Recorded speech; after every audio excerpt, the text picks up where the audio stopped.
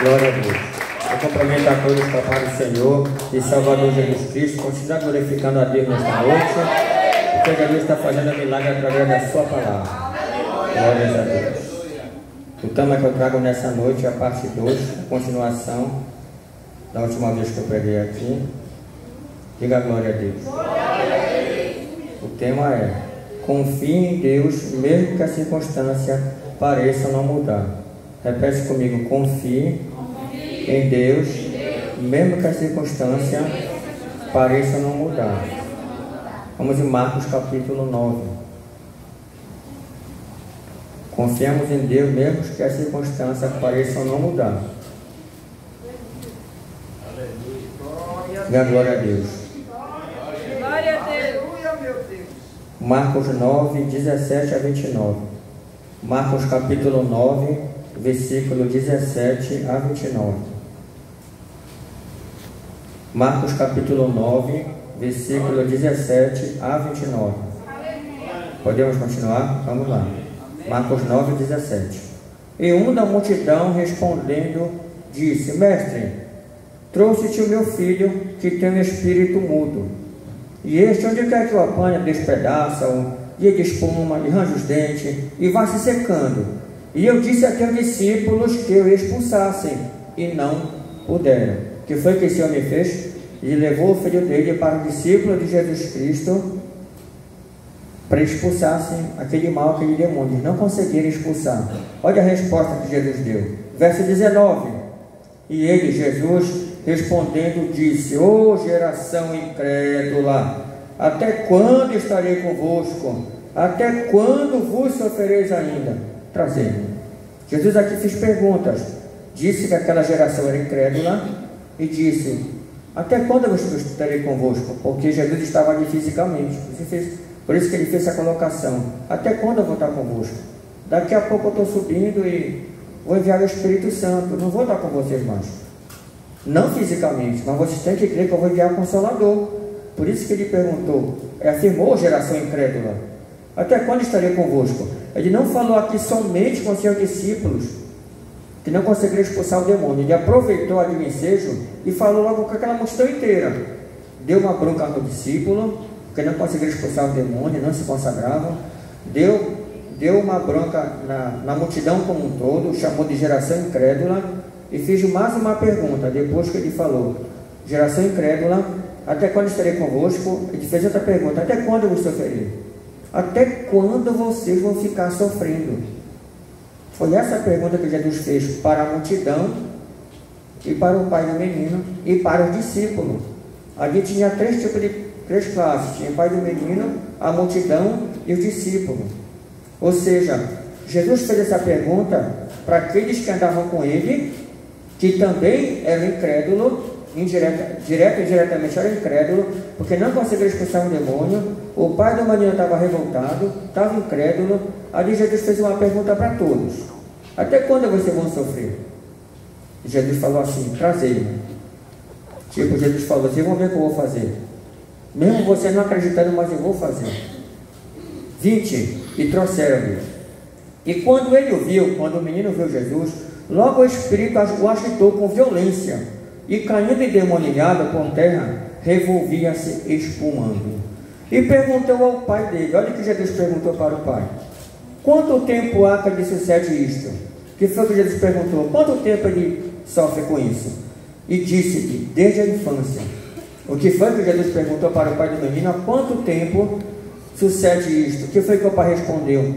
Desde a infância. Aqui você observa que aquele pai tinha um sofrimento prolongado. 22. Ele explicou mais um pouquinho. E muitas vezes o ter lançado no fogo e na água para destruir. Mas se tu podes fazer alguma coisa, faz alguma coisa.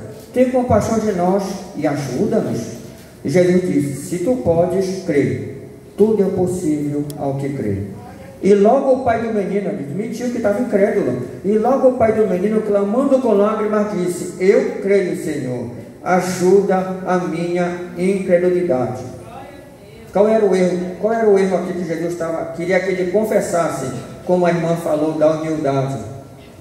Até então esse pai não tinha observado o erro dele, que era o que? Falta de humildade e reconhecer que ele já estava numa situação de incredulidade. Mas por que essa situação de incredulidade ela veio sobre a vida desse pai? Devido ao sofrimento prolongado na vida do filho. Jesus conversou com ele. Há quanto tempo ele está assim? Desde a infância. E possivelmente naquele momento ele já era jovem. Da infância para a juventude, 12, 14, 15 anos.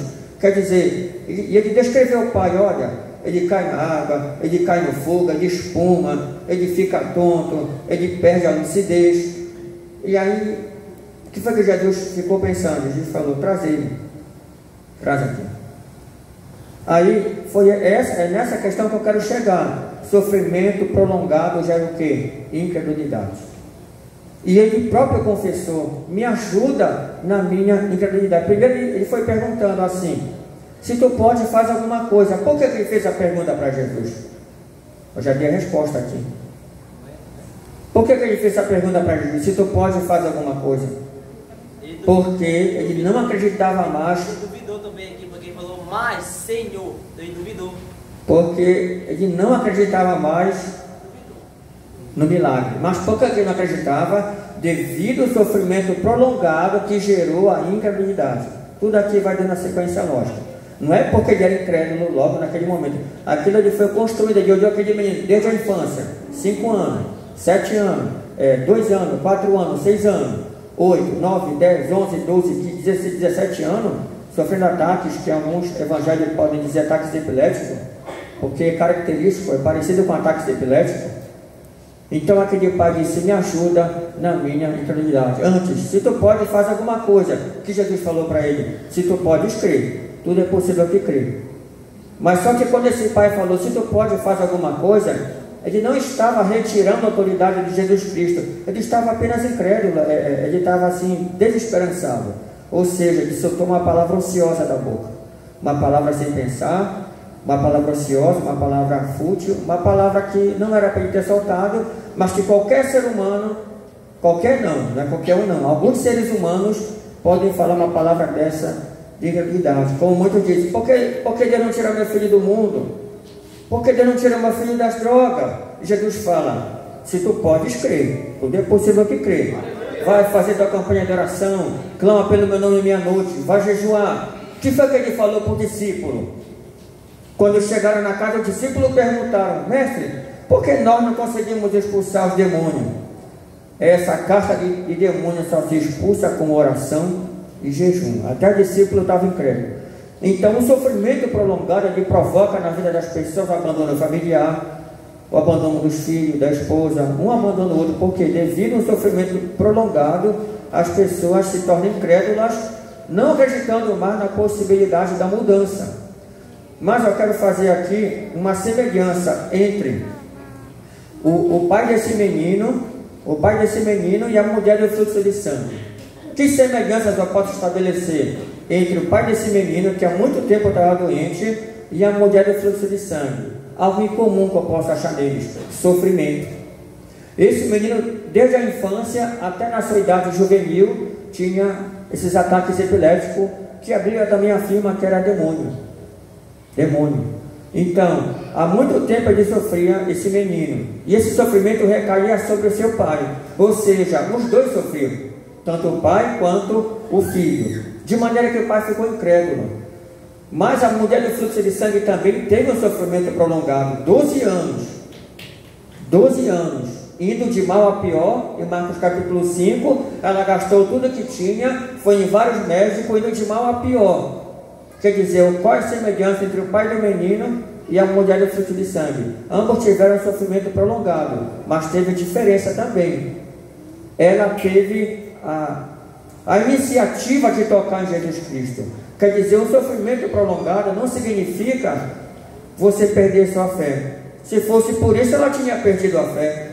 Se fosse por isso, Ana não tinha perdido um filho, sofrendo com Penina. Se fosse por isso, o paralítico de Betesda não tinha saído lá do tanque. Paralítico de Betesda, outra semelhança. Quantos anos aquele paralítico sofreu? 38. Sofreu mais que o menino, sofreu mais que o pai do menino, e sofreu mais que a mulher do fluxo de sangue. Ele sofreu três vezes mais do que a mulher de fluxo de sangue, mais 2 anos. 3 vezes 12 dá 36, com mais 2, 38. Quase uma quarentena.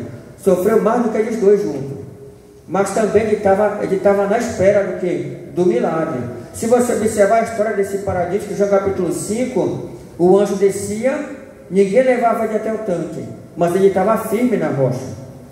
Porque a água é o homem que edificou sua casa sobre a rocha. Vem o vento, vem a tempestade, porém ele permanece firme porque tua casa está na rocha. Ou seja, Deus mandava o anjo mexer as águas, o paralítico não conseguia, repita comigo, o paralítico não conseguia, mas não saía de lá. Bate palma para Jesus. Entende o que eu falei? Entende o que eu falei? Repita comigo, ele não conseguia, mas não saía de lá.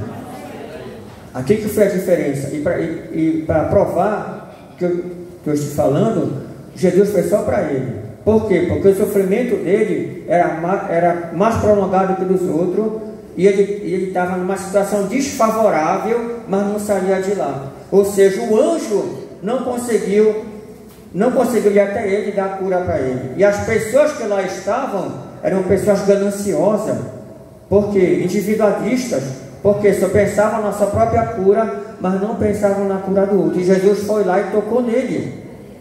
E lá em João capítulo 5 você observa que Jesus, antes de Jesus se aproximar, João narrou o seguinte: Jesus sabia que ele estava naquele estado 38 anos. Mas o que foi que chamou a atenção de Jesus naquele homem? Que ele não saía da beira do tanque. Ainda que o anjo não tocou nele, mas Jesus foi lá e tocou nele. Então é a semelhança. O paralítico não desistiu, a mulher do fluxo de sangue não desistiu, mas o pai do menino ia desistindo. Só que ele confessou: me ajuda na minha eternidade. Por quê? Nós temos que tomar cuidado com o sofrimento prolongado na nossa vida.